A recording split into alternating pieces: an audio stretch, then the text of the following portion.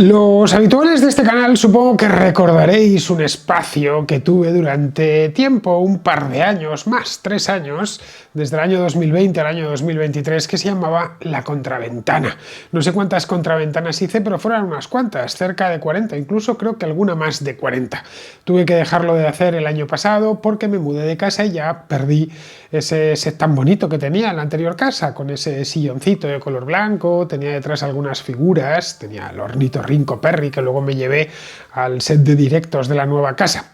La cuestión es que tras aquella mudanza perdí mi pequeño set para la contraventana, también para la contracrítica, que era ese espacio pequeñín, cortito que os hacía sobre libros y películas, y tuve que aguantarme. Lo único que os puedo decir a los que me pedisteis que volviese con él es que esperaseis un poco, porque trataría de volver a tener un estudio, por humilde que fuese, en el que grabar estas cosas. Bien, ya lo tengo. Como veis, es un estudio virtual, que menos es nada. No es tan bonito como el que tenía, pero algo es algo. Así que, aprovechando que tenía estos días veraniegos y algo de tiempo, pensé en que podía volver con la contraportada, teniendo en cuenta que ahora dispongo de una tela verde, al menos mientras esté aquí.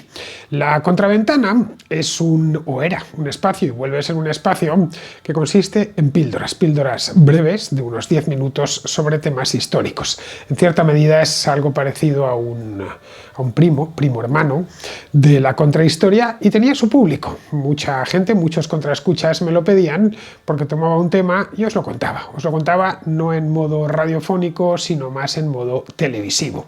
La cuestión es que, poniéndome ya con la idea hace unos días de volver con la contraventana, aprovechando mi tela de color verde, no estáis viendo la tela de color verde, sino pues cosas que le puedo ir metiendo, es una tela mágica.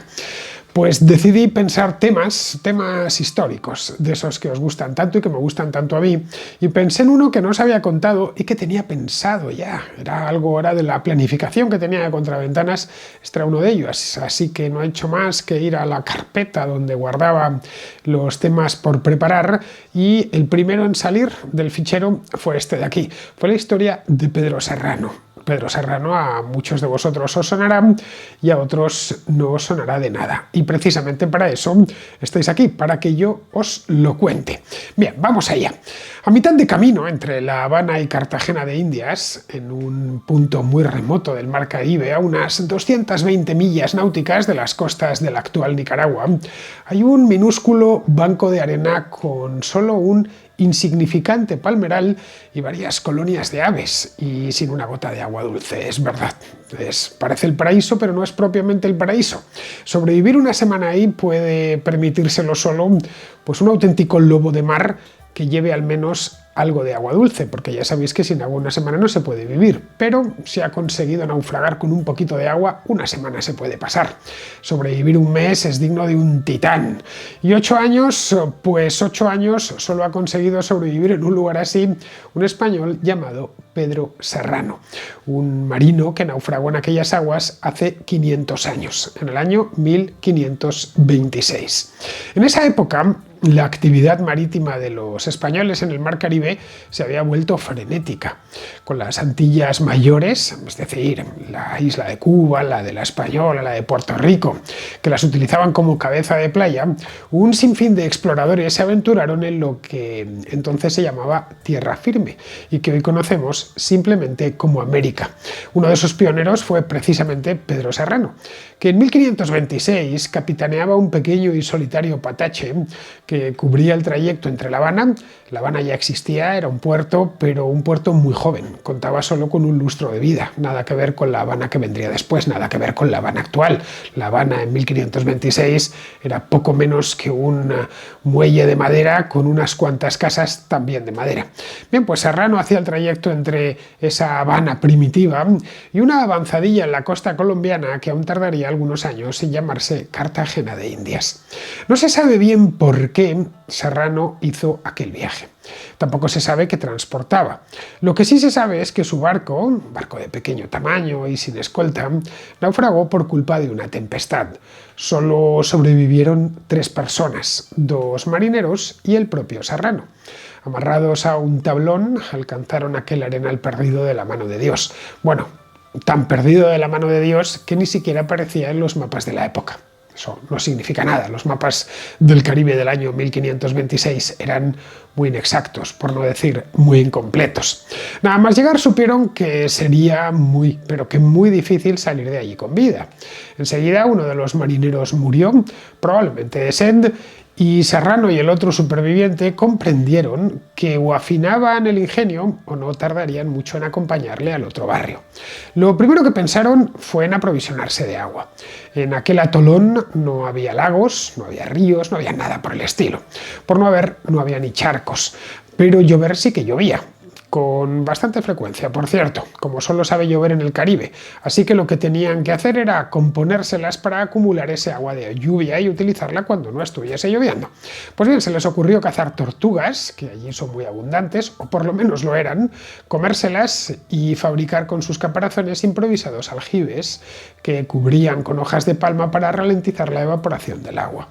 Comida no les faltaba, la naturaleza tropical es generosa con las cosas del comer, las palmeras daban cocos, el cielo pájaros en abundancia y el mar una gran cantidad y variedad de pescado y de marisco. La maldición no era la comida, la maldición era el agua dulce, su ausencia, quiero decir. Pronto se dieron cuenta de que con los caparazones de tortuga no solucionaban realmente el problema, así que con unos maderos de la nave naufragada, de su propia nave, que había llegado hasta allá, hasta la playa, construyeron un pequeño depósito y de paso un minúsculo refugio para protegerse del sol abrasador que amenazaba con derretirles los sesos. El atolón no era el paraíso, aunque lo pareciese. Podríamos pensarlo hoy, sobre todo con estas series que se hacen, tipo Supervivientes, en las costas de Honduras o de otros países centroamericanos, pero no era el paraíso. De hecho, era tampoco el paraíso que Serrano y su único acompañante querían abandonarlo cuanto antes, y si uno llega al paraíso no se quiere ir. El problema era que no tenían con qué. Cuando ya llevaban varios meses, completamente aislados, llegó hasta aquel paraje tan remoto un esquife con otros dos marineros, también españoles, por cierto. En aquella época, en el Caribe, solo había españoles. No venían a rescatarles, sino, como ellos, a buscar refugio tras sobrevivir a un naufragio muy parecido al que habían sobrevivido ellos mismos. Tenían a partir de ese punto dos opciones. O permanecían los cuatro allí varados hasta que un galeón se dignase aparecer en el horizonte, o que dos de ellos saliesen en el bote que tenían, que había llegado del segundo naufragio, a buscar la costa más cercana y encontrar ayuda. Escogieron la segunda, eran tipos valientes. El compañero de Serrano y uno de los recién llegados cargaron provisiones en el bote y navegaron hacia el oeste, en busca de la inexplorada costa nicaragüense. Nicaragua todavía no existía, no había amanecido a la historia, pero sí que sabían que en esa dirección hacia el oeste iban a encontrar una costa. Bien, de estos dos nunca más se supo. Pasaron los días, las semanas, los años y nadie venía en búsqueda de Serrano y del otro Robinson. Vieron pasar algunos navíos, hacían sus ahumadas cada vez que veían un navío de lejos, un puntito blanco de las velas, pero no les aprovechaba en nada, por lo que se quedaban tan desconsolados que ya veían que lo único que les quedaba por hacer era morir en aquel erial. Esto lo cuenta el Inca Garcilaso de la Vega, que casi un siglo después se hizo eco de la historia de Serrano en sus Comentarios Reales de los Incas, publicado en el año 1609, es decir, unos 80 años después de todo esto. Pero al cabo de todo este largo tiempo, acertó a pasar un navío tan cerca de ellos que vio la ahumada y les echó un batel para recogerlos. Así se los llevaron hasta el barco, donde admiraron a cuantos vieron y oyeron sus trabajos pasados, que habían sido muchos. El compañero de Serrano, según informa Garcilaso, esto es textual, murió en la mar viniendo hacia España. El propio Serrano, con sus propias manos, arrojó a su único amigo y compañero de fatigas por la borda del galeón que les había rescatado. La pesadilla de nuestro héroe concluyó en 1534, 8 años después de haber naufragado. Ya en Sevilla, que era puerto de Indias y primera estación de todas las aventuras americanas, su peripecia enseguida llegó a oídos de todo el mundo, seguramente porque el propio Serrano se encargó de contarlo por Sevilla. Alguien, quizá él mismo, la puso por escrito, con lo que pasó a engrosar en las relaciones que se guardaban en la casa de contratación, al borde mismo del Guadalquivir, que se convertiría este edificio luego en el Archivo General de Indias. 200 años después, Daniel Defoe, un comerciante de vinos inglés, amigo de las timbas de cartas, de los naipes y de meterse en jaleos políticos, se dejó caer por allí. Tal vez leyó el manuscrito del Inca Garcilaso de la Vega, o alguien le contó en alguna taberna la fabulosa aventura de Pedro Serrano 2 siglos antes. El hecho es que eso nunca lo sabremos. Pero el caso, y esto sí que lo sabemos, es que en 1719 salió de una imprenta de Londres una curiosa novela. La primera novela en lengua inglesa que versaba sobre la vida e increíbles aventuras de un imaginario marino llamado Robinson Crusoe. Crusoe naufragó cerca de Venezuela, no cerca de Nicaragua ni de Colombia, en una isla desierta, y fue rescatado después de 28 años por unos piratas. Una historia demasiado parecida a la de nuestro Capitán Serrano, ¿no os parece? Robinson Crusoe era de York, una ciudad en el norte de Inglaterra, pero solo existió en el papel, nunca fue alguien de carne y hueso. En cambio, el Capitán Serrano sí que existió. Fue tan real como su vida misma, como su extraordinaria vida. Hoy el islote, que le tuvo a mal traer durante 8 años, se llama, con toda la justicia del mundo, Banco Serrana y forma parte de Colombia. Nadie vive en él, salvo las tortugas que mantuvieron a Serrano con vida durante su prolongado naufragio. Pues bien, esta es la historia. Espero que os haya gustado. Vendrán más. No tengo ya, como os decía al principio, ese estudio tan fabuloso, pero lo importante no es tanto el continente como el contenido. Así que nos volvemos a ver en la próxima Contraventana.